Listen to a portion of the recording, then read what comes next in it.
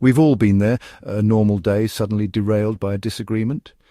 Maybe it starts with a small comment, a forgotten task, or a difference in opinion that quickly spirals. Suddenly the air feels heavier, and what was once a calm moment now feels tense and uncertain. Maybe it's about chores, deadlines, or even pineapple on pizza. Sometimes it's the little things that set us off, and other times it's bigger issues simmering beneath the surface. No matter the cause, conflict finds its way into every corner of our lives. Conflict is everywhere. It's as unavoidable as rain in Manchester. Just like the weather there, you can almost count on it showing up whether you're ready or not. It's a part of life's forecast. We treat it like a monster, fearing it means failure or broken relationships. We worry that if conflict appears, something must be wrong with us or the people we care about. But conflict isn't the problem. It's a signal that something needs attention. It's like a flashing light on your dashboard telling you to check under the hood before things get worse.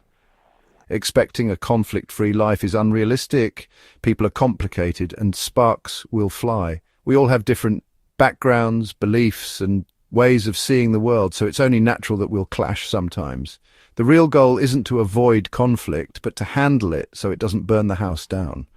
It's about learning to manage the heat, not pretending it doesn't exist. Think of conflict as a puzzle, not a battle.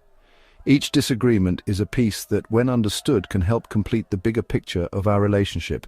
It's a chance to learn, clarify needs, and build stronger connections. When we work through conflict, we discover more about ourselves and each other. When we see conflict as an opportunity, everything changes. It becomes a doorway to growth, understanding, and even deeper trust. It stops being a monster and becomes a challenge worth facing. With the right mindset, we can approach it with curiosity instead of fear. It's not about avoiding the rain, it's about learning to dance in it, or at least bringing a sturdy umbrella. Embracing conflict means we're prepared for whatever storms come our way. So let's reframe conflict, not as something to fear, but as something to work through. That's how we grow, connect, and truly weather life together. Conflict is a normal part of life. Whether it's at work, at home, or among friends, disagreements are bound to happen. What truly matters isn't the fact that we fight, but how we choose to handle those moments of tension and disagreement. Think of conflict like cooking. Using the same ingredients, you can end up with a disaster or a delicious meal, all depending on your approach and process. If you let emotions run wild or ignore the problem, it's like pouring gasoline on a small fire. Suddenly, a minor issue can explode into something much bigger, leaving behind damage that's hard to repair. Yelling, blaming, or giving the silent treatment might feel satisfying in the moment, but these reactions only build walls and deepen resentment over time. On the other hand, when we approach conflict with openness and a willingness to listen, we can actually strengthen our relationships and build deeper trust. Navigating tough conversations with respect and empathy shows that your connection can withstand challenges, just like a sturdy bridge in a storm. Well-managed conflict leads to creative solutions, deeper intimacy, and friendships built on honesty and understanding. Every disagreement gives us a choice. Will we let it tear us apart or use it as a chance to grow and connect? Learning to handle conflict well is a skill, awkward and uncomfortable at first, but it gets easier and more natural with practice. Like learning to balance or steer, you'll stumble at first, but with time, you'll move forward with confidence and avoid major crashes. Mastering conflict isn't about never feeling upset. It's about expressing yourself honestly and listening to others even when it's hard. Every disagreement is an opportunity to learn, to grow, and to become better at connecting with others. So don't fear conflict. Focus on how you approach it and prepare yourself to handle it with care and intention. That's where real progress and breakthroughs happen, both in relationships and in life. Let's commit to learning how to fight well, because that's how we build stronger, more resilient connections. In arguments, we often get stuck on positions, what we say we want. We dig in, repeating our demands, convinced that if we just say it louder or more clearly, the other person will finally understand, but more often this just leads to frustration and a sense of being unheard. For example, imagine you want the window open, craving a bit of fresh air. Your partner, on the other hand, insists on keeping it closed, maybe because they feel cold or want to block out noise. Suddenly, you're at a stalemate, each defending your position. But behind every position is an interest, the real reason you want what you want. These interests are often unspoken, hidden beneath the surface of the argument. Maybe you want fresh air to feel more awake or to clear out stuffiness. Your partner might want quiet to concentrate or warmth to feel comfortable. These underlying needs are what truly matter. When you uncover interests, you shift from opponents to teammates, solving a problem together. Suddenly, it's not about winning or losing, but about understanding and meeting each other's needs. The conversation becomes us versus the problem, not me versus you. You start to see the issue as something you can tackle together rather than a battle to be won. Focusing on interests unlocks creative solutions. Open the window a crack, use a fan, grab a sweater, or even find a different room. Suddenly, there are options you hadn't considered before. The solution may not be exactly what either first demanded, but it can satisfy both needs. Compromise becomes easier when you know what really matters to each person. This approach requires curiosity. Ask why, don't assume. Be genuinely interested in what's driving the other person's position. Try saying, "Help me understand why you want the window closed," or "What's important to you about this?"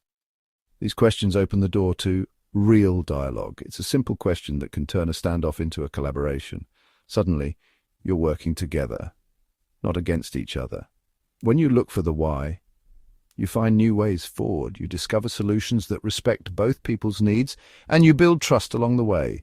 Don't just defend your position. Explore the interests beneath it. Be willing to share your own reasons and listen for theirs. That's where real resolution happens. Start asking why, and you'll find that even the toughest disagreements can lead to understanding and connection. Knowing to look for interests is great, but how do you do it when emotions run high? Enter the four-step chill-out maneuver, pause and breathe, listen actively, use I statements and find common ground.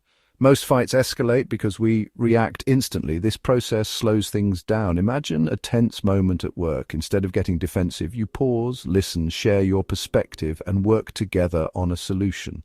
This isn't about being passive. It's about being in control of yourself and the situation. Each step builds on the last, leading you out of conflict and toward resolution. It's a practical toolkit for any tough conversation.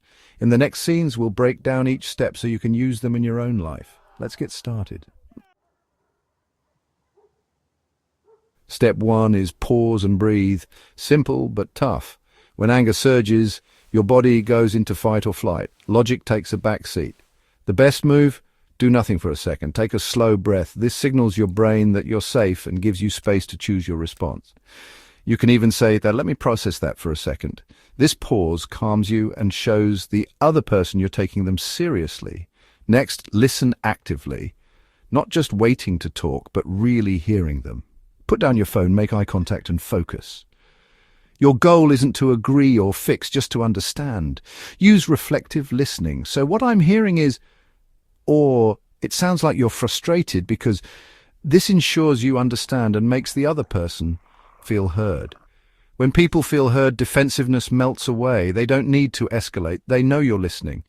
This is how you start building a bridge of understanding. Pause, breathe, and really listen.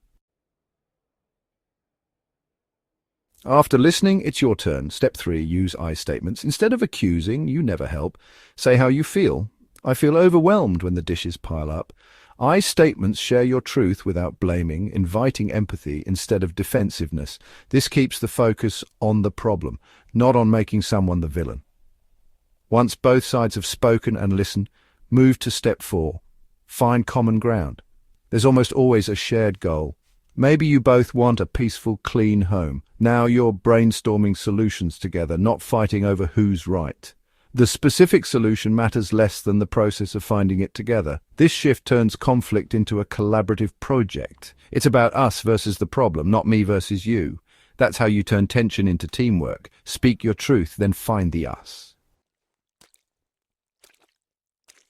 You've paused, listened, used I statements, and found common ground. Now what? Enter the one-text method. Instead of competing plans, work together on a single draft. For example, housemates arguing about kitchen cleanliness start a shared document proposal for a cleaner kitchen. Each person adds, edits, and refines until everyone can agree. The focus shifts from attacking ideas to improving the shared plan. This method works for teams, couples, or any group needing agreement. It creates shared ownership. Everyone's invested in making it work. It's not my plan or your plan, it's our plan. The one-text method turns abstract agreement into practical, lasting peace. Write the rules together, and everyone wins. As you practice these skills, watch out for traps that pull you back into old habits. The blame game is the first. Pointing fingers only makes others defensive and kills collaboration. Accusations and generalizations, using always or never, escalate conflict and attack character. These statements put the other person on trial, not just addressing the issue. Silence is another trap. Shutting down or giving the silent treatment is passive aggression that leaves problems unresolved. These habits make conflict worse and relationships weaker. Recognizing these traps is half the battle. When you catch yourself blaming or generalizing, pause and choose a better path. Every time you avoid these traps, you strengthen your relationship. It's not easy, but it's worth it. Steer clear of the traps and keep moving forward. We've covered a lot. Conflict is normal, interests matter more than positions, and there's a 4-step process to handle it. The theory is done, now it's time to try it. Next time a disagreement bubbles up, see it as an opportunity, not a threat. Don't run or fall back on old habits. Test drive these new techniques. Be patient with yourself. You won't master this overnight. You'll make mistakes, but that's okay. The goal is progress, not perfection. Every attempt builds your skills and strengthens your relationships. Turn potential fights into productive conversations. Use these tools to build bridges, not win battles. By changing how you approach conflict, you change your relationships and your world. The power to stop fights before they start is in your hands. Choose to use it. Embrace disagreements as chances to connect and grow. Go forth and argue better.